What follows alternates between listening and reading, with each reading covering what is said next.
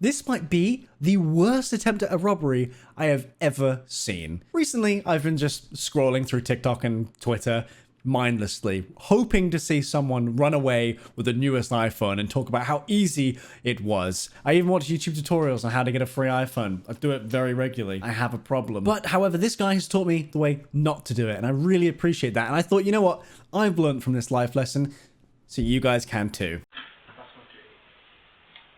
First things first, you see on this video is you might see the fact that there are 2 cashiers and there's one of him. And the door is also closed.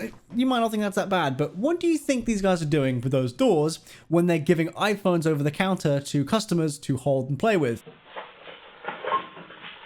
Whoa. Yeah, you guessed it. They locked the door because they don't want their valuables to get stolen. I mean, it's that easy. Just, there goes the iPhone. Thank you. I'll see you later.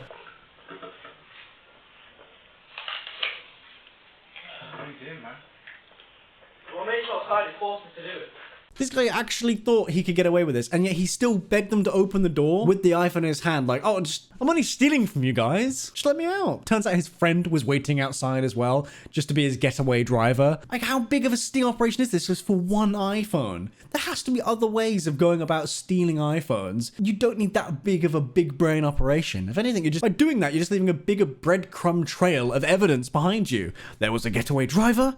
He was your friend. You forgot the door was locked and it has cameras. I'm sure he was probably reported to the police after they made the video public, but it is wild to me that this guy really didn't look around and think, yeah, there's a camera there. Probably shouldn't steal this iPhone in broad daylight. It's insane. I'm just really glad these guys have a door locking feature. I feel like that should be very common in stores these days, especially small ones like this with such a valuable product. It's not worth you just losing an iPhone over the fact that you just didn't buy a lock for the door that's controlled by a button on the desk. Really fucking smart, to be fair. But yeah, I thought I'd show you this video because honestly, I'm actually really impressed. I don't think I've been more impressed by an attempted robbery in all my life. This guy should win awards of all kinds. I'm not sure what kind of award yet, but one of them. Definitely not the Darwin Award though. I think that's obvious.